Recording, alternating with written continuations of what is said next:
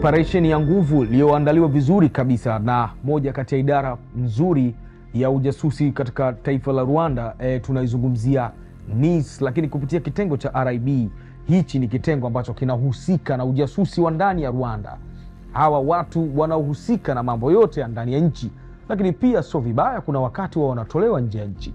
Tuliishia eneo ambalo katika episode iliyopita ya makala hii tukitazama namna jinsi mpango kabambe kuandaliwa vizuri na mwanamama ofisa aliyepewa nafasi ya kuhudumu kama mkuu wa idara ya ujasusi katika NIS ndani ya Rwanda, lakini akihusika na foreign intelligence, akiangalia mambo ya nje zaidi ya Rwanda katika mikakati mbalimbali. Lakini hiyo haikumaanisha kwamba asitazame na mambo ya ndani ya Rwanda. Huyu alikabidhiwa uwezo mkubwa au mamlaka ya kufanya idara hii ya NIS kukamilisha mpango madhubuti wa operesheni Ikumu, na tuliangalia kuanzia phase 1, yani katika mchakato wa kwanza, wa pili na mpaka kuendelea, jinsi walipokuwa kiandaa na kuiandika operesheni hii kwa utulivu mkubwa na kufanya ikawa kitu ambacho kimechukua nafasi kubwa katika Afrika na katika duniani katika nyanja za ujasusi.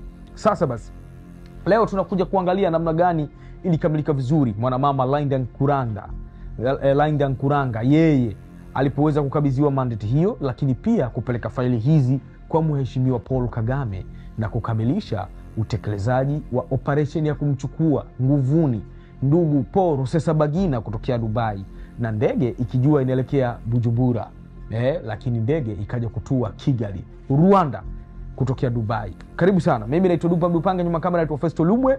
Njoo tuendelee kumalizia operation hii vizuri kabisa. Tano za nguvu kwa Baraka Shayo na watu wengine wote ambao tunashirikiana vizuri katika kutengeneza na kuleta vitu hivi. Karibu sana.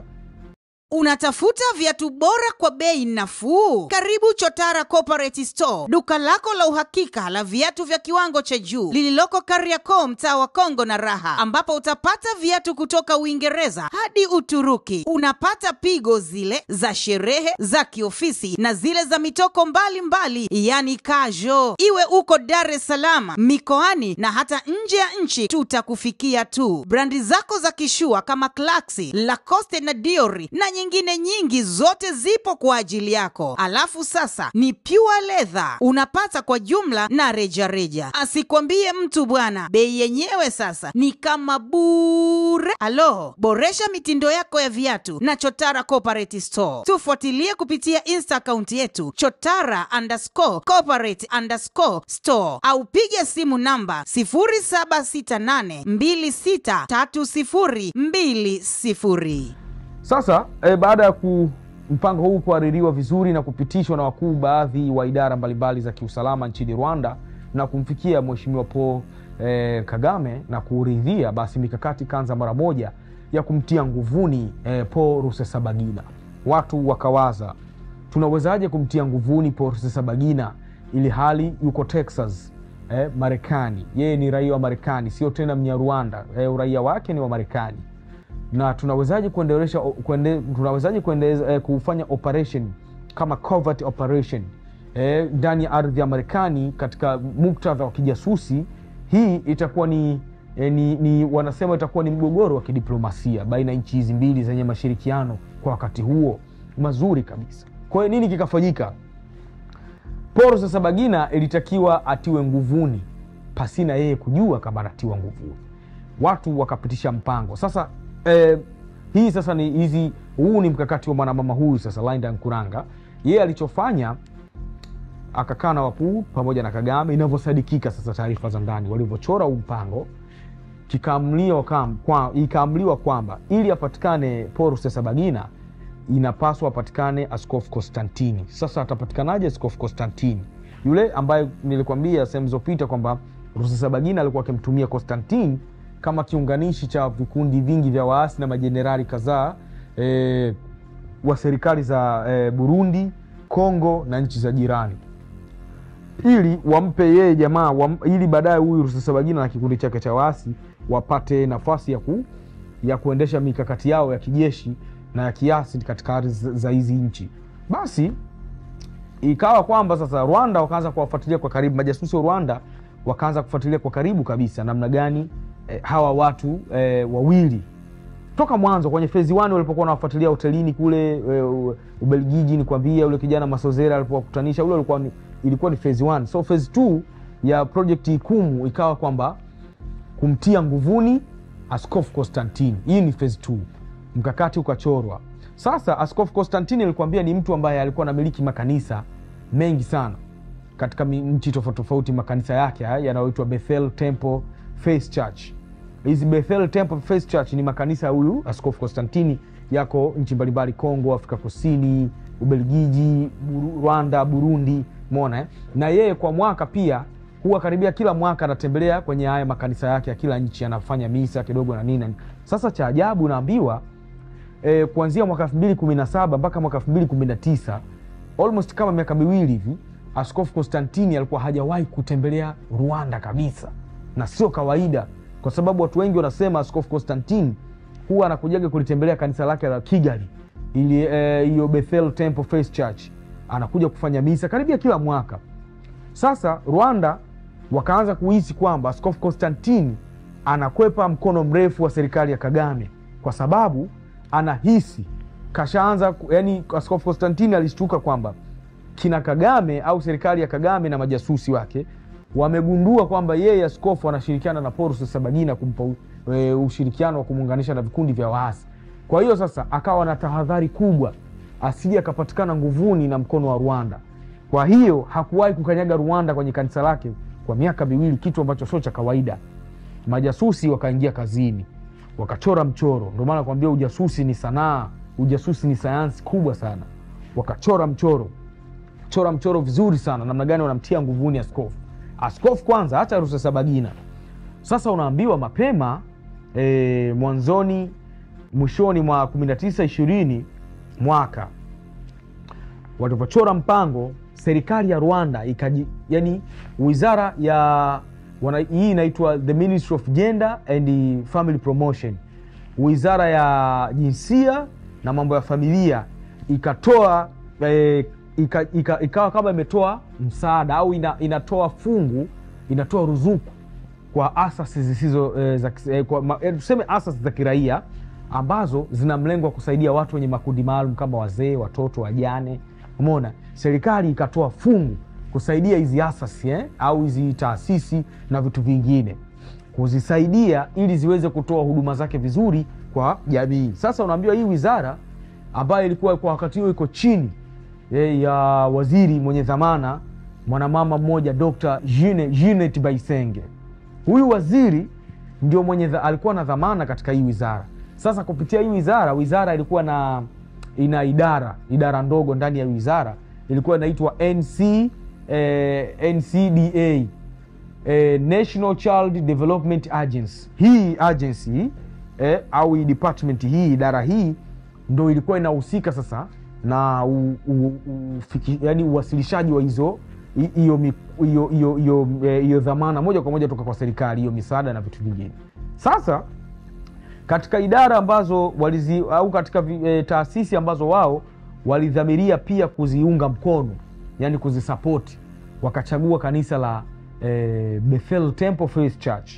Kanisa hili likapewa msaada wa fedha nyingi sana kujenga kituo maalum kikubwa pale Kigali cha kusaidia wajane, wazee na watoto wasiojiweza. Msaada ulitoka kwa serikali kupitia wizara yake ya mambo ya jinsia na familia chini ya waziri Jeanette Bayisenge, dokta huyo. Sasa ikawaje? Kweli serikali ikatoa fungu, serikali ikaanza project mara moja kushirikiana na hiyo waziri akiwasiliana na watendaji wa kanisa. Umeona wakaanza kufanya hiyo project, wakajenga kweli, project ikakamilika. Sasa katika ufunguzi wa hii project au uzinduzi tuseme, ilitakiwa serikali izindue, ikate jiwe la msingi, na kiutaratibu lazima alitakiwa kiheshima aje mmiliki wa haya makanisa, na ni nani? Ni Askofu Constantine ambaye yuko Ubelgiji. Kwa hiyo mpango ukafanyika vizuri pale Kigali. Askofu Constantine akapelekewa taarifa kwamba anahitajika kuja Kigali katika kuzindua, kuweka jiwe la msingi katika hiyo project, ambao huo mradi ambao serikali ya Kagame imetoa msaada.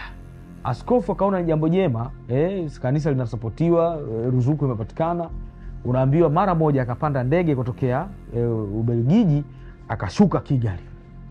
Aliposhuka Kigali, kweli bwana, siku ya tukio uzinduzi ukawa mkubwa, watu wakajaa, vyombo vya habari, watumishi wa Mungu walikuwepo, wananchi. Waziri mwenye zamana Dr. Ginette alikuwepo na huyu Askofu Constantine, wakakata utepe, shangwe na nini na nini. Basi baada hapo Askofu Constantine akaendesha misa, ibada pale kanisani, na akatoa hotuba. Basi baada ya kumaliza akashukuru serikali, akashukuru kila kitu. Basi ratiba yake kama imekamilika, akasema apumzike hiyo siku, yani siku inayofuata ataitumia kupumzika tu pale Kigali, alafu kesho yake ndo aondoke kuelekea Burundi, Bujumbura kidogo, akaangalia utaratibu napo unakuaje. Anakwambia siku hiyo akiwa anapumzika, alikuwa amepumzika katika chumba cha hoteli ya Serena Hotel jijini Kigali, hoteli ya Serena. Akiwa amepumzika, majira fulani akasikia mlango wake unagongwa hoteli. Mlango ulipogongwa, wakatokea vijana kadhaa waliojitambulisha kwamba wao ni maafisa kutoka katika kitengo cha RIB, yani Rwanda Investigation Bureau. Baada ya kumuonesha vitambulisho vyao, basi Askofu Constantine yeye hakubishana, ikabidi wamwambie wanaomba waongozane naye, wana maongezi naye mafupi. Akaingia kwenye magari ya RIB, na magari hayo yakaonyosha moja kwa moja kuelekea katika makazi ya rais wa Rwanda Paul Kagame. Ilikuwa ni jambo la kushtusha, kwa sababu Askofu Constantine alikuja kuzindua kanisa tu, lakini sasa hivi yuko chini ya mikono ya idara ya RIB na amepelekwa kunako makazi ya namba 1 rais wa nchi ya Rwanda. Walipofika pale kwenye ofisi, inadaiwa kwamba ofisini kwa Kagame alikuwepo mwanadada mkurugenzi wa idara ya ujasusi wa Rwanda, katika hiyo nakwambia foreign intelligence au external affairs, alikuwa anaitwa Linda Nkuranga. Huyu ndo aliyesuka mpango mzima. Alikuwepo na Major General Albert, walikuwepo pale ofisini na pamoja na rais. Kwa hiyo alipofikishwa pale, huyu mheshimiwa sasa Askofu Constantine akakalishwa chini. Alipokalishwa chini, akaambiwa bwana, sisi sasa, kumbe sasa ni kurudisha nyuma, kumbe mpango mzima kuja kuzindua kanisa na ile fedha iliyotolewa kuisaidia kanisa ilitoka katika idara ya ujasusi. Ilikuwa ni tukio kwamba idara ya ujasusi ya Rwanda ilitoa fedha ikijifanya kwamba inasaidia kanisa, wao ili wakiomba siku ya uzinduzi mmiliki wa kanisa aje ili wao wamkamate. Umeona jinsi watu walipopiga hesabu za mbali. Kwa hiyo jamaa alipokuja kuzindua kanisa kweli akakamatwa, akatiwa nguvuni. Kwa hiyo anakutanishwa na Rais Kagame. Hapa yuko mkurugenzi wa ujasusi mwanamama Linda na Major General Albert kwenye ofisi, wanajadili sasa. Wanaanza kumwambia Kagame, anaanza kwa kuzungumza, duru zinasema hivyo, kwa kumwambia Askofu Constantine kwamba bwana, sisi tunafahamu vyote unavyovifanya na tumewafuatilia muda mrefu, tuna taarifa zote kuhusu wewe Askofu Constantine na Paul Rusesabagina, mipango yenu, njia zenu, jinsi unavyomkutanisha na watu mbalimbali, vikundi vya waasi, unavyomfanyia mipango ya kumuunganisha na wauzaji wa silaha na kila kitu. Akasema tunajua taarifa zenu tangu mlipokutana Ubelgiji, katika ile hoteli ya Maison Flag. Tunafahamu unavyofanya masuala na yule Ignace Rwamanshaka, yule mhalifu wa mambo ya kivita alioshtakiwa katika mahakama ya uhalifu wa kivita kule Uholanzi na mambo na kushtakiwa katika Umoja wa Mataifa, Baraza la Amani la Umoja wa Mataifa, la Usalama la Umoja wa Mataifa. Basi huyu Askofu Constantine akaambiwa vitu vyake vyote, akaambiwa tunafahamu biashara yako chafu. Kumbe Askofu Constantine yasemekana alikuwa akifanya biashara kadhaa za kuunganisha watu madalali wa silaha, yani silaha zinavyoingizwa za waasi katika nchi mbalimbali. Yeye alikuwa anasaidia kupitisha hizo network, umeona, kwenye mipaka mbalimbali. Yani anamiliki makanisa, lakini alikuwa ni mtu fulani hatari nyuma ya pazia. Lakini haikuishia hapo. Unaambiwa Kagame hakuishia kuongea tu. Kagame akaingia ndani zaidi, akaonyesha ushahidi wa picha, videos za askofu akiwa kwenye vikao tofauti tofauti, akiwa anafunga madili tofauti tofauti na watu wa Ubelgiji, akiwa anafunga na watu mbalimbali Ujerumani na wapi, yani mataifa makubwa. Akaonyeshwa picha, akaonyeshwa email, akaonyeshwa message, akaonyeshwa na vikao mbalimbali, ushahidi zilizochukuliwa. Askofu Constantine akachoka na Kagame akamwambia lengo langu au lengo letu sisi sio kukukamata wala kukutia nguvuni. Sisi tunafahamu vyote tunavyofanya. Sasa basi sisi tunaomba kitu kimoja. Sisi tunataka wewe utusaidie kazi maalum. Kagame anamwambia Askofu Constantine, utakapofanikisha hiyo kazi maalum sisi hatutokudili tena, lakini kama hautotupa ushirikiano tuna uwezo wa kuachia hizi taarifa zako hadharani, dunia nzima ifahamu kwamba wewe nje ya makanisa na nje ya kuonekana kwamba ni askofu, watu wanakukubali, watu wanajua mtumishi wa Mungu, kumbe una upande wako mchafu. Tutauachia duniani, tukiuachia dunia ndio itaamua wewe wa kuweka sehemu gani. Sasa askofu akakaa kaona kwa jinsi mimi ninavyofanya mambo yangu na heshima nilizojijengea nikikataa idili. Kwa hiyo ni kama ni namna fulani kama wakam blackmail fulani, umenielewa? Ni majasusi wengi wanapenda sana kutumia hizo system kwamba wanakuwa wanatafuta point yako ya udhaifu, wanaichukua ile, alafu unaagizwa kazi fulani kwamba usiposhiriki basi ile point yako ya udhaifu itawekwa hadharani na itakukosti, kwa sababu zingetolewa hizo taarifa hadharani, ina maana huyu Askofu Constantine hata uraia wake ndani ya hifadhi aliopewa pale Ubelgiji ingekuwa sio sawa, umeona? Kwa hiyo ingeonekana kwamba huyu mtu hafai, yani katika jamii za kimataifa za kufuatilia mambo hayo za uhalifu na vitu vingine wangemuingiza kwenye vitabu vyeusi vya kumbukumbu mbaya. Kwa hiyo Askofu Constantine akachoka vibaya mno, akaambia bwana, sisi tuna nini? Tuna hizi taarifa zako zote, wewe tupe ushirikiano. Ukishindwa basi, Kagame akamwambia sisi tutajua namna kukudili na hizi taarifa zote tunazo. Baada ya kumwambia hayo, Kagame akamwambia sisi tunakuachia uondoke, urudi ukaendelea na mambo yako unapoendelea huko Ubelgiji, lakini kuwa tayari kuwapa ushirikiano. Kuna vijana wangu watakuja, watawasiliana na wewe. Sasa watakapowasiliana na wewe ndio mtajua jinsi gani ya kufanya hivyo vitu. Kwa hiyo baada ya kuambiwa na kuonyeshwa vitu vyote, Askofu Constantine akaachiwa, akarudi na baadaye akasafiri kuendelea na ratiba zake. Lakini haya yote yanatokea, Paul Rusesabagina hajui kwamba mwenzake tayari ameshaonja joto la utaalamu wa intelligence ya Rwanda au ujasusi wa Rwanda.